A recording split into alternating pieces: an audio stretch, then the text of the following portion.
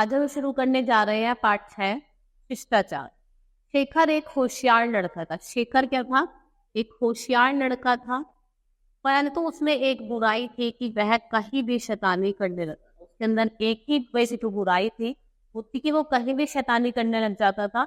एक बार वह अपने चाचा जी के साथ शहर गया और वहां उसने चाचा जी को अपने मित्र से मिलना, मतलब वो शहर गया था जहाँ पर उसके चाचा को अपने मित्र से मिलना था।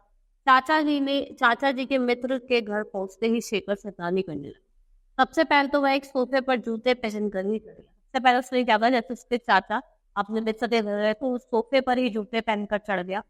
उसने सोफे का कवर उतारकर नीचे फेंक दिया और फिर पास ही रखी मेज पर कुछ कागज उठाकर इधर उधर, जो सोफे के जो कवर होते थे उनको उतार कर फेंक दिया और मेज पर कुछ कागज रखे थे उनको भी फेंक दिए, इधर उधर फेंक दिए। चाचा जी इशारे में रोकने का प्रयास भी किया पर शेखर अनदेखा करते शैतानी में। चाचा ने उसको रोकने का इशारा करते रहे, लेकिन वो तब भी अपनी मनमानी करता रहा और अनदेखा करते शैतानी में जुटा रहा। घर लौटने पर शेखर के चाचा जी ने उसे समझाया, शेखर मेरे मित्र के घर तुमने तो बेइज्जती करवा दी। तो वो घर पे लौट रहे थे तो कहता है कि शेखर तुमने तो मेरे मित्र के घर मेरी बेइज्जती करवा दी। यह बात सुनकर शेखर उदास हो गया। शेखर का उदास चेहरा देखकर चाचा जी को दया आ गई। वह बोले, बेटा मैं तुमको डांटना नहीं चाहता, लेकिन जब तुम किसी की अपरिचित या मेहमान से मिलो तो तब शिष्टाचार का ध्यान करो, नहीं तो सारे परिवार की बेइज्जती हो जाएगी। तो जब वो उसको डांटता है तो वो बहुत मुंह बनाता है, तो मतलब बेइज्जती करता है। ठीक है, तो क्या होता है, शेखर बहुत गुस्से में आता है। चाचा जी को उसका मुंह देखकर बहुत दुख होता है। वो कहता है कि बेटा मैं तुम्हें डांटने नहीं चाहता, लेकिन जब तुम किसी के यहाँ जाते हो, अपरिचित अनजान के यहाँ जाते हो, तो तुम्हें ऐसा नहीं करना चाहिए। नहीं कि तुम्हारी ही बेइज्जती है, उसके साथ पूरे परिवार की बेइज्जती है। चाचा जी की बातें से शर्मिंदा होकर शेखर ने वो, चाचा जी शिष्टाचार क्या होता है? चाचा जी ने प्यार से समझाते हुए बताया, बेटा दूसरों के साथ किया गया अच्छा व्यवहार को ही शिष्टाचार। तो फिर चाचा जी की बात को शर्मिंदा होकर पूछते हैं कि चाचा जी शिष्टाचार क्या होता है? उसके चाचा जी कहते हैं, जब बेटा दूसरों के साथ किया गया व्यवहार, अगर आप अच्छा व्यवहार कर रहे हो तो उसे ही शिष्टाचार कहलाता है। तो मैं सबसे अच्छा व्यवहार कैसे करूं? शेखर ने उत्सुकता से पूछा। चाचा जी बोले, देखो बेटा, जब भी तुम किसी से मिलो तो उन्हें नमस्ते करना मत भूलो। कल तुमने मेरे मित्र को नमस्ते भी नहीं किया और बिना कुछ कहे उसके घर से वापस भी आ गए। वो तो पूछता है कि दादा जी अच्छा व्यवहार कैसा होता है? कि तुम जब भी किससे मिलो तो चाचू जी बताते हैं, जब भी तुम किससे मिलो तो वो नमस्ते करो। ठीक है, हाथ जोड़ के नमस्ते करो। और तब तुम मेरे दोस्त क्या कर रहे थे, तो ना तो तुमने नमस्ते करी और बिना उतरे वहां से आ गए।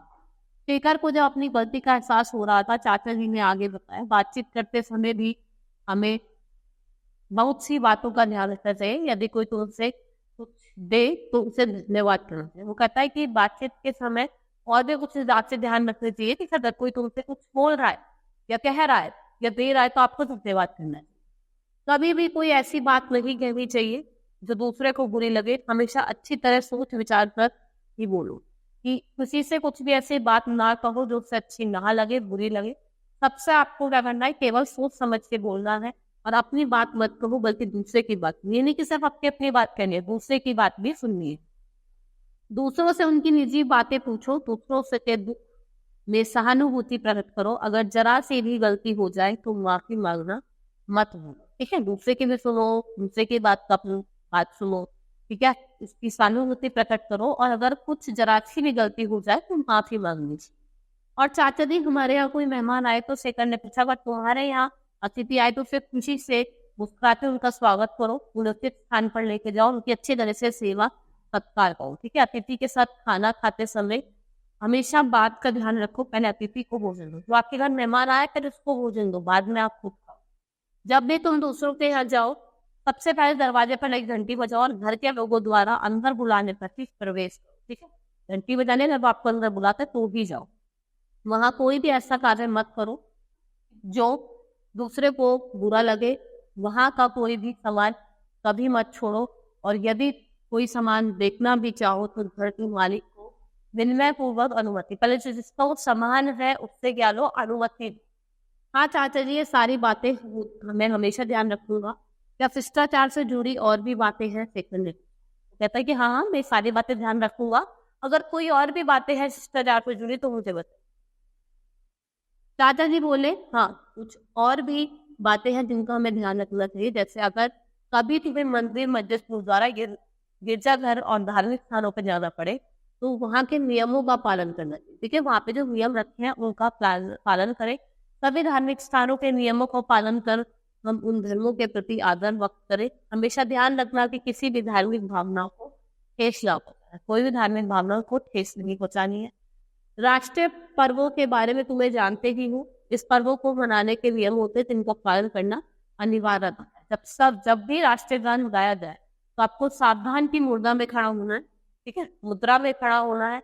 जो बच्चे शिष्टाचार के नियमों का पालन करते हैं वह शिष्ट कहलाते हैं। शिष्ट बच्चे से सभी प्यार करते हैं क्योंकि वह सभी को अच्छा लगता है। जी चाचा जी, अब मैं इन सभी बातों का ध्यान रखा हुआ एक शिष्ट बच्चा बनकर देखा हुआ। शेखर ने बहुत उत्साह से कहा। उसकी ऐसी बातें सुनकर चाचा जी बहुत खुश हुए और उन्होंने उसकी पीठ पर थपथपाते हुए इत्यादि संभाषण में कहा, अच्छा ठीक है। उन्होंने कहा मैं अब शिष्ट बच्चा बनूंगा, सारा काम अच्छा करूंगा। तो उसके चाचा जी उसकी कमर पे थपथपाते हैं और उसको कहते हैं शाबाशी। आज के लिए सिर्फ इतना ही। आपको पाठ समझ में आया होगा। धन्यवाद।